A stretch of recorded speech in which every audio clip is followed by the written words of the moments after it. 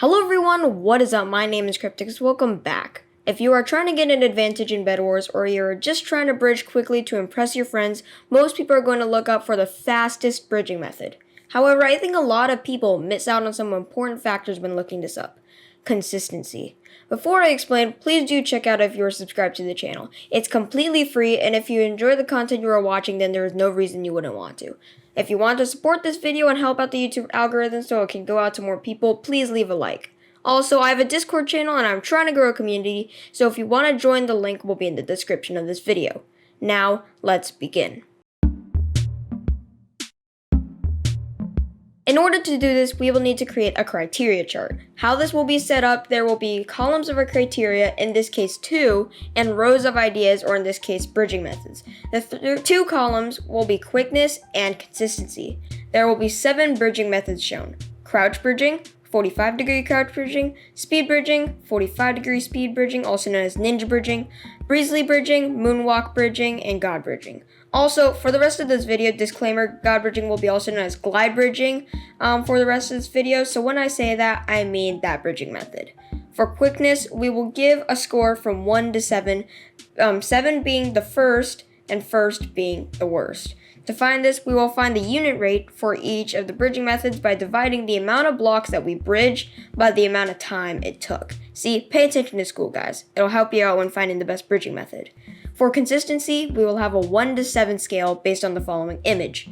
We will go on MC Play HD, which is full of really good bridgers, and we will find 5 different people for all of the following bridge methods, except for 2 crouch bridging, which I think it's a little obvious that you can learn it in less than a day, and see how long it took for them to master that bridging method. Also, shout out to everyone that helped me for it. They helped me out a ton.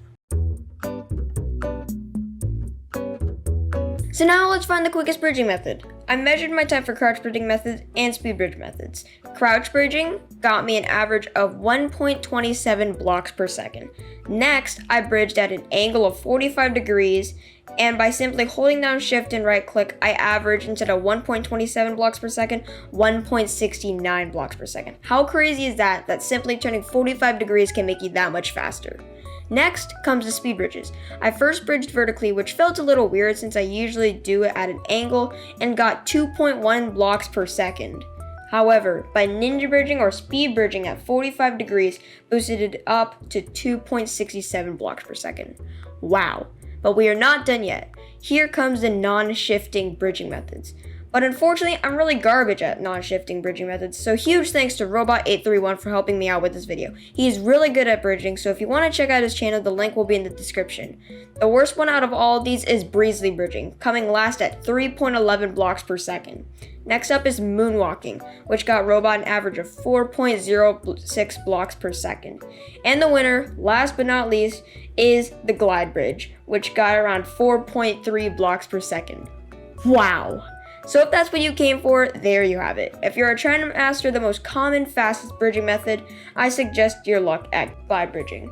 But for me, honestly, I don't want to know the fastest. I want to know the easiest, yet still quick, so I could be quick yet consistent. So to find this, I first headed on to MC Play HD and asked a few people if they would help me out. I asked 10 people for speed bridging, because 5 for ninja and 5 for vertical speed bridging, and 5 for each of the no shifting methods. I obviously asked people that had mastered it, so I went to see how long it took for them to master that certain bridging style. So now for ninja bridging and speed bridging, here is the data below, but in total, that got a round of 5.7. And to get a good point, we rounded it up or down depending if it was 5 or above or 4 or less. And because it's 5 or above, it rounds up to a nice 6 points. For breezily, this is the data showing right here.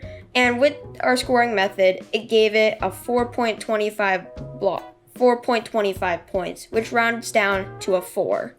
Next, glide bridging, which here's the data below, which is pretty bad. I mean, think about it. It's averaging at least 3 weeks to learn and up to 4 months, which is pretty bad, but I mean, it makes sense. The fastest bridging method should also be the hardest, and with our scoring, it gives it a 2.4, which is pretty poor, but it rounds down to a 2 even. Next up, the final one is moonwalk, which this is the total data that I got, and in the end gave an exact 3 points with our scoring method. So in conclusion, the best bridging method to learn is the ninja bridge. Because it's quick yet easy to learn, it is the winner. It goes every single bridging method except for crouch bridging in second place. Other things that I would suggest, if you don't like how slow the ninja bridging is, go for glide bridging if you want a challenge. Because it is the fastest, it gets a total 9 points, I would do glide bridging over moonwalk and breezely, obviously if you want a challenge. If you think ninja is too difficult, however, what I would suggest is to do 45-degree crouch method, because you simply just need to hold down shift and right click, and by turning 45 degrees, it is very simple to do and can be learned less than a day, and yet is still decently fast. So there you have it. If you enjoyed this video, please consider liking and subscribing, and comment down below if you have any other bridging methods that you think I should have added into this video, and I will see you in the next video. Goodbye.